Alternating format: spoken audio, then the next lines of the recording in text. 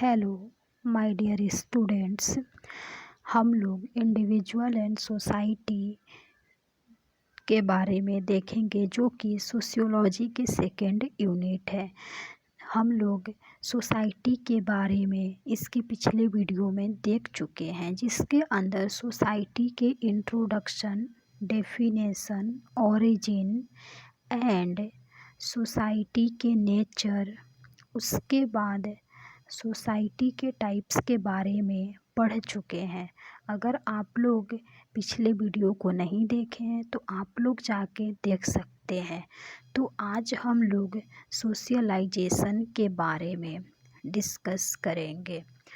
तो सोशलाइजेशन जो है ये एग्ज़ाम के व्यू से एक इम्पोर्टेंट टॉपिक है,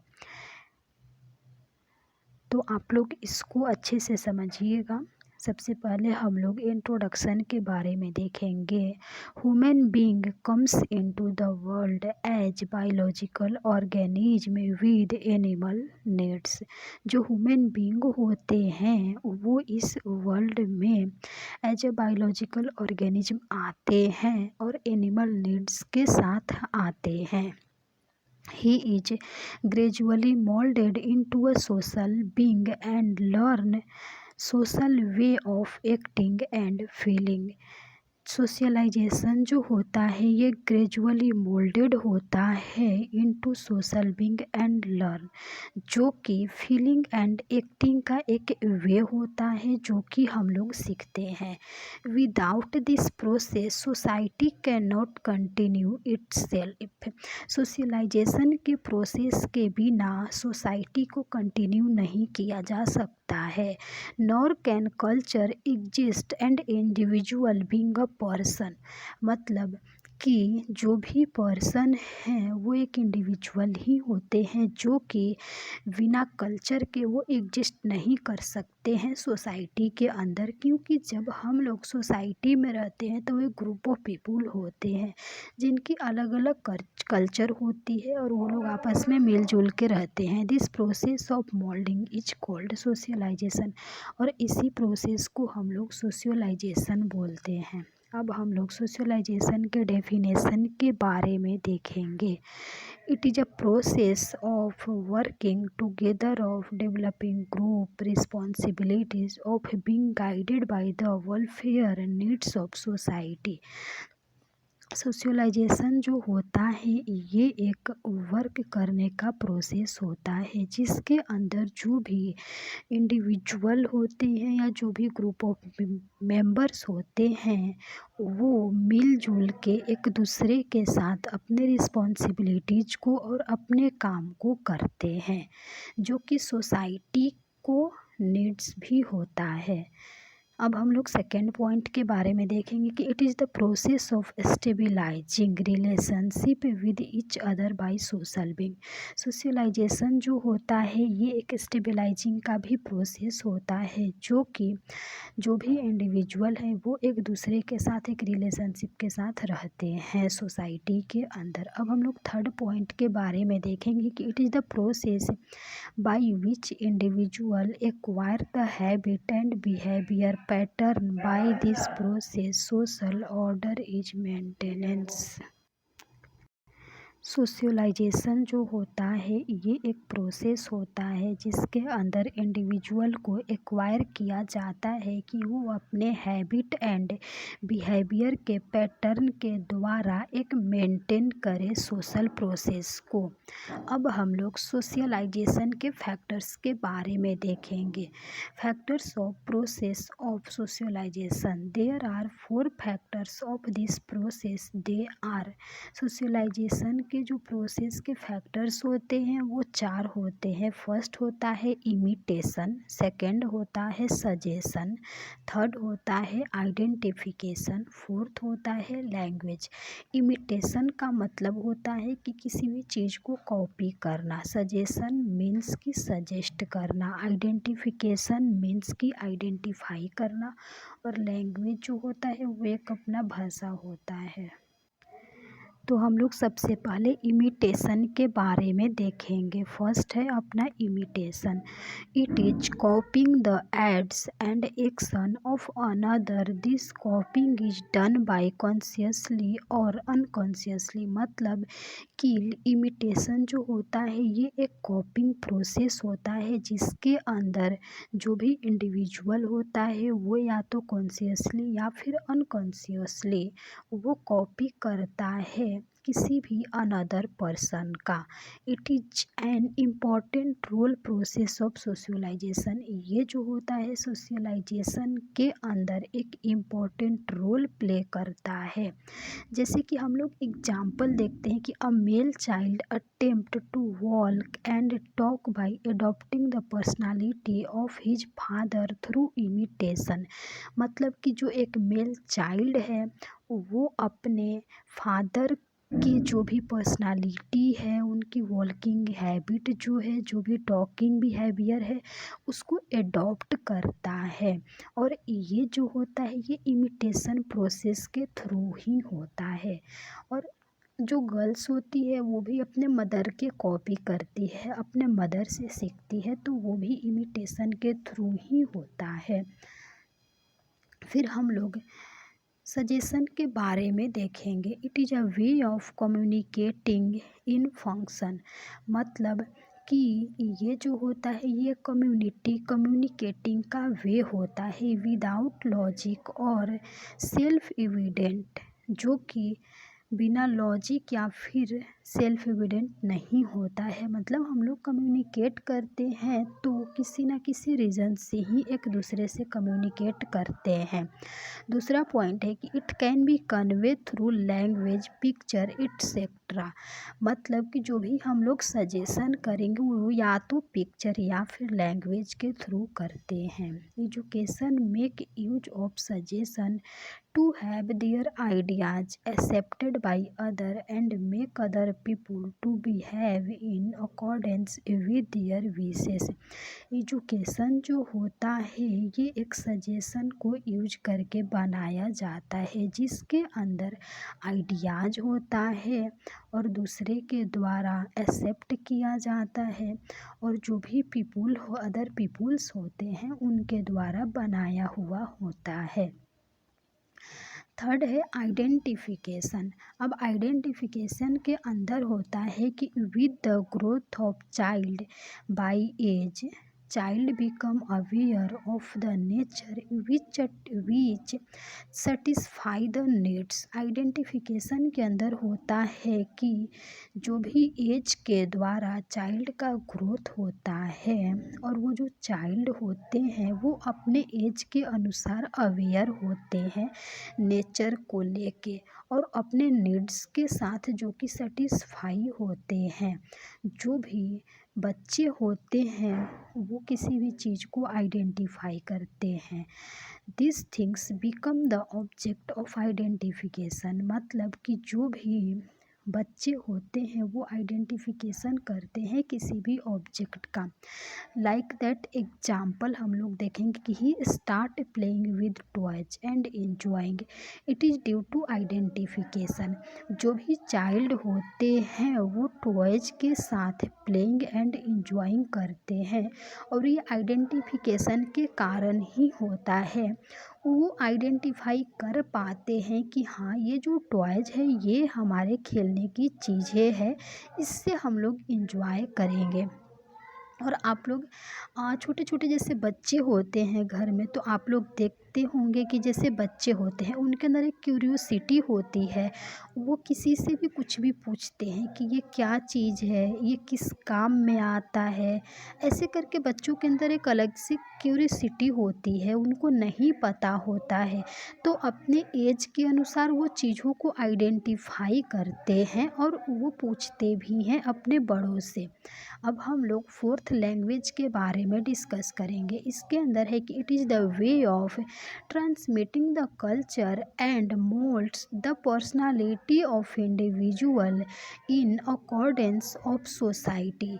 जो लैंग्वेज होता है ये किसी भी कल्चर मोल्ड्स या फिर पर्सनालिटी को क्या करता है कि ट्रांसमिट करता है। सोसाइटी के जो भी अकॉर्डेंस होता है उसके अंदर जो भी इंडिविजुअल रहते हैं वो लोग लैंग्वेज के थ्रू ही वो एक दूसरे से शेयर कर पाते हैं और चीज़ों को सीखते भी हैं। हम लोग तो एक लैंग्वेज के थ्रू ही सीखते हैं। अगर लैंग्वेज को हटा दिया जाए तो हम लोग ना भी किसी चीज़ को सीख पाएंगे ना समझ पाएंगे, क्योंकि जब हम किसी भी इंफॉर्मेशन को शेयर करते हैं तो उसके अंदर लैंग्वेज का यूज होता ही है। उसके बाद हम लोग सोर्स ऑफ सोशलाइजेशन के बारे में देखेंगे, मतलब कि सोशलाइजेशन का क्या सोर्स होता है। फर्स्ट सोर्स होता है और सेकंड सोर्स होता है। फर्स्ट सोर्स के अंदर होता है कि it include those who have authority over him, मतलब कि फर्स्ट सोर्स के अंदर वो इंक्लूड होते हैं जो कि अथॉरिटी होती है वो उनसे थोड़ी हाई लेवल की होती है, जैसे कि टीचर्स हो गए और पेरेंट्स हो गए। पेरेंट्स भी हमें सिखाते हैं, हमें फर्स्ट टीचर हमारा पेरेंट्स ही बोला जाता है। और टीचर्स भी जब हम स्कूल में जाते हैं तो हमें टीचर्स भी सिखाते हैं। तो फर्स्ट सोर्स में हो गए teacher and parents. Second source हो गया कि it include who are equal in authority. Second source के अंदर अथॉरिटी में जो भी इक्वल पर्सन होते हैं वो इंक्लूड होते हैं, like that friends and playmates. अपने जो फ्रेंड्स हो गए, जो स्कूलमेट्स हो गए, जो प्लेमेट्स हो गए, जिसके साथ अपन खेलते हैं पढ़ाई करते हैं, वो अपन सेम अथॉरिटी में आते हैं, तो उनके थ्रू भी हम लोग कुछ ना कुछ सीखते हैं। अब सेकेंड के अंदर जैसे हो गया कि family, the family member are closely related to the child, they are the first one who socialise the child. Family members जो होते हैं वो चाइल्ड के साथ क्लोजली रिलेटेड होते हैं, जो कि उनको फर्स्ट और मतलब फर्स्ट टीचर्स ऐसे लाइक दैट बोला जाता है कि जो भी चाइल्ड होते हैं वो सबसे पहले अपने फैमिली से ही किसी भी चीज़ को सीखते हैं। इसके अंदर है दूसरा पॉइंट है कि the child learn language, speech, love and affection in family, and the environment of family influence the growth of child। जो चाइल्ड होते हैं वो लैंग्वेज के थ्रू सीखते हैं, स्पीच, लव, मतलब हम लोग किसी से बात कर रहे हैं, या फिर फैमिली के अंदर लव एंड अफेक्शन जो होता है उससे भी बच्चे सीखते हैं। फैमिली का क्या इन्वायरमेंट है उससे भी बच्चे सीखते हैं। जो चाइल्ड का ग्रोथ होता है इन सारी चीज़ों से इन्फ्लुएंस होता है। In bad family, the child learn bad habit and good habit learn from good family। मतलब कि जो भी बैड फैमिली अगर है तो उसके अंदर जो चाइल्ड होगा वो बैड हैबिट को ही सीखेगा, और अगर गुड फैमिली है तो वो उनकी गुड हैबिट्स भी होगी, तो उस इन्वायरमेंट के अंदर बच्चा रहेगा तो वो गुड हैबिट्स को लर्न भी करेगा। अपना सेकंड है स्कूल, चाइल्ड गेट्स एजुकेशन। हम लोग अब सेकंड स्कूल के बारे में देखेंगे। Child gets education in school which moulds his ideas and attitude. Child जो होते हैं वो एटीट्यूड एंड आइडियाज़ को स्कूल में एजुकेशन के तरह सीखते हैं। Good education make a child good citizen. जो गुड एजुकेशन होता है वो चाइल्ड को गुड सिटीज़न बनाता है। अगर बैड एजुकेशन देंगे तो चाइल्ड जो होते हैं वो एक बैड सिटीजन के होंगे। थर्ड है प्लेमेट्स। प्लेमेट्स में होता है कि the child acquired something from his friends which he can not acquired from parents. Playmates में क्या होता है कि जो भी चाइल्ड होते हैं वो अपने पेरेंट्स से नहीं सीखते हैं बल्कि वो अपने फ्रेंड्स से सीखते हैं। उससे वो प्लेमेट्स के थ्रू ही सीख सकते हैं। कुछ ऐसी चीज़ें होती है जो कि हमें हमारे पेरेंट्स नहीं सिखा सकते हैं, लेकिन हमें हमारे फ्रेंड्स और जो भी क्लासमेट्स होते हैं वो सिखा देते हैं। He learn cooperation, morality, fashion etcetera which are important for social point of view. जैसे कि कोऑपरेशन मतलब एक दूसरे के साथ कैसे कोऑपरेट करना है, मोरलिटी फैशन कैसे करना है, ये सारी चीज़ें हम लोग अक्सर अपने प्लेमेट्स या जो भी फ्रेंड्स होते हैं उनसे ही सीखते हैं, जो कि अगर देखा जाए तो ये एक सोशल पॉइंट के व्यू से एक इम्पॉर्टेंट ही होता है हमारे लिए। फोर्थ होता है रिलीजन।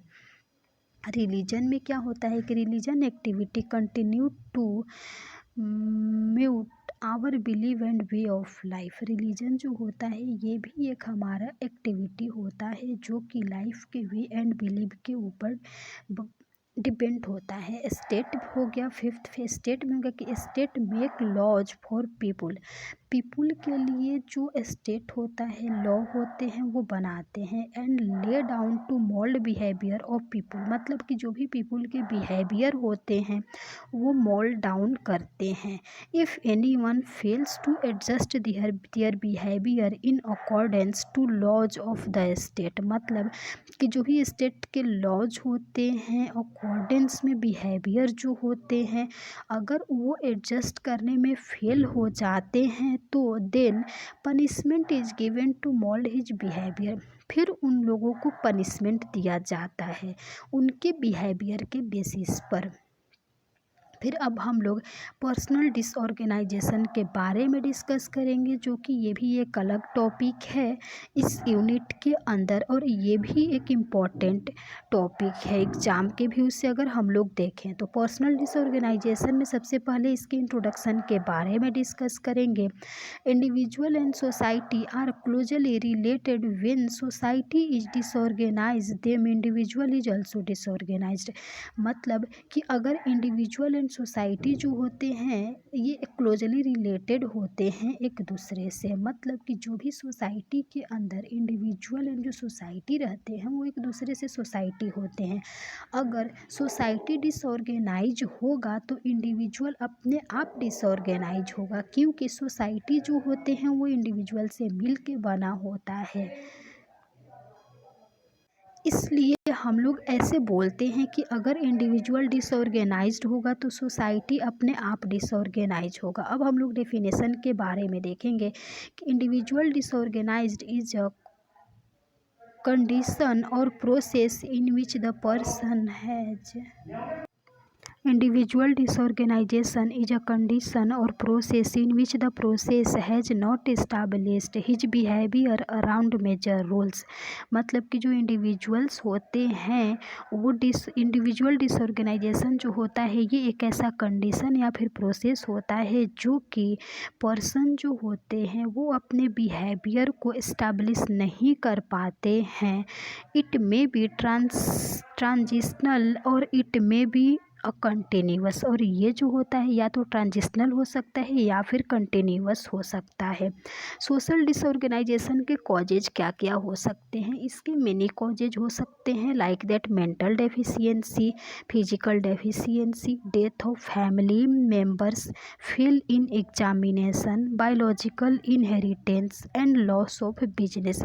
मेंटल डेफिशिएंसी मतलब कि जो इंडिविजुअल का IQ लेवल है वो प्रॉपर नहीं है, उसे मेंटल रिलेटेड कोई प्रॉब्लम है। फिजिकल डेफिशिएंसी मतलब कि वो फिजिकली फिट नहीं है। डेथ ऑफ फैमिली मेम्बर्स मतलब कि फैमिली मेम्बर्स की किसी की डेथ हो गई हो तो वो भी हो सकता है सोशल डिसऑर्गेनाइजेशन का कारण। फेल इन एग्जामिनेशन, अगर कोई भी इंडिविजुअल किसी भी एग्ज़ाम में फेल हो चुका है तो वो उस रीजन से भी सोसाइटी से डिसऑर्गेनाइज हो जाता है। बायोलॉजिकल इनहेरिटेंस की भी प्रॉब्लम हो तो भी हो सकता है। लॉस ऑफ बिजनेस, अगर वो अपने बिजनेस को लॉस किया है तो भी हो सकता है। अब हम लोग रिलेशनशिप देखेंगे। Relationship between social and personal relationship between social and personal disorganisation में क्या होता है कि both are closely related with each other. Social और जो पर्सनल डिसऑर्गेनाइजेशन में यही होता है कि जो भी इंडिविजुअल है और जो सोसाइटी है वो एक दूसरे से क्लोजली रिलेटेड होते हैं।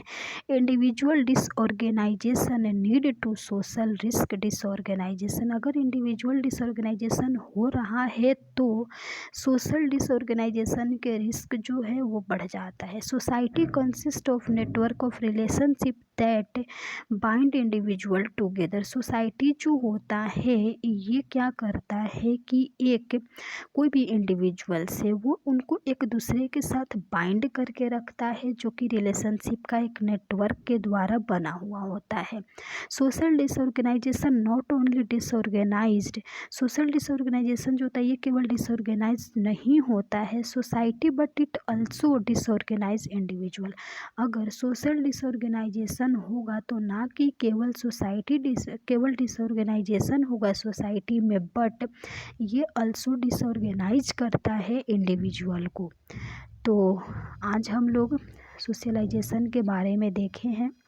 तो सबसे पहले सोशलाइजेशन के इंट्रोडक्शन के बारे में देखे हैं, जिसके अंदर होता है कि सोशलाइजेशन जो होता है ये एक क्या होता है कि मतलब जो ह्यूमन बींग होते हैं वो वर्ल्ड में एज अ बायोलॉजिकल ऑर्गेनिज्म आते हैं जो कि एनिमल नीड्स के साथ आते हैं।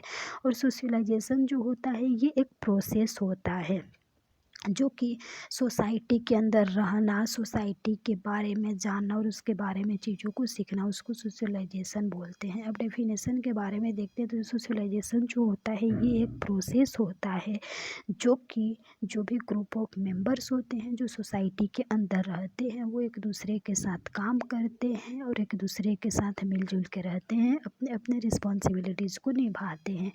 अब जो फैक्टर्स होते हैं इसके अंदर 4 फैक्टर्स होता है: imitation, suggestion, identification and language.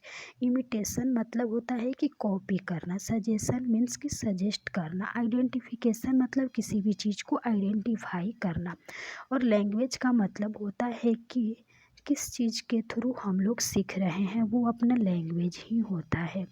उसके बाद होता है सोर्स सोशलाइजेशन का। इसके अंदर फर्स्ट सोर्स होता है, सेकंड सोर्स होता है। फर्स्ट में टीचर्स होते हैं एंड पेरेंट्स होते हैं, सेकंड में फ्रेंड्स एंड प्लेमेट्स भी होते हैं, अपना फैमिली हो गया, स्कूल, प्लेमेट्स, रिलीजन, स्टेट हो गया। अब पर्सनल डिसऑर्गेनाइजेशन का मतलब होता है कि जो इंडिविजुअल होता है और सोसाइटी होता है वो एक दूसरे के साथ क्लोजली रिलेटेड होता है। तो जब सोसाइटी डिसऑर्गेनाइज होगा तो इंडिविजुअल अपने आप डिसऑर्गेनाइज होगा, क्योंकि इंडिविजुअल और सोसाइटी दोनों एक दूसरे से मिलके बना होता है। सोसाइटी के अंदर ही इंडिविजुअल रहते हैं और ग्रुप ऑफ इंडिविजुअल को ही सोसाइटी बोलते हैं। सोशल डिसऑर्गेनाइजेशन का डेफिनेशन होता है कि जो इंडिविजुअल डिसऑर्गेनाइजेशन जो होता है ये एक ऐसा कंडीशन या प्रोसेस होता है जिसके अंदर की जो भी वुमेन होती हैं उनकी जो बिहेवियर होता है वो अल्टर्ड हो जाता है। मतलब कि जो भी सोसाइटी के मेंबर्स हैं उनसे उस एक पर्सन का अलग ही बिहेवियर होता है, सबसे अलग होता है और वो सबसे डिफरेंस होता है, जो कि उसे सोसाइटी भी एक्सेप्ट नहीं करती है, इसलिए उसको इंडिविजुअल डिसऑर्गेनाइजेशन बोलते हैं। कॉजेज में कोई भी कॉजेज हो सकता है, like that mental deficiency, physical deficiency, death of family members, fail in examination, biological inheritance and loss of business. अब रिलेशनशिप देखेंगे सोशल एंड पर्सनल डिसऑर्गेनाइजेशन का। तो जो सोसाइटी और जो इंडिविजुअल है वो एक दूसरे के साथ क्लोजली रिलेटेड होता है, और इंडिविजुअल डिसऑर्गेनाइजेशन जो होता है वो रिस्क हो जाता है कि वो सोशल डिसऑर्गेनाइजेशन होगा। सोसाइटी जो होता है वो कंसिस्ट होता है नेटवर्क का। सोशल डिसऑर्गेनाइजेशन जो होता है ये केवल डिसऑर्गेनाइजेशन नहीं होता है सोसाइटी का, बट इंडिविजुअल का भी डिसऑर्गेनाइजेशन होता है। तो thank you so much my dear students. अगर आप लोगों को कोई भी डाउट्स हो तो आप लोग कमेंट बॉक्स में कमेंट करके पूछ सकते हैं। Thank you so much.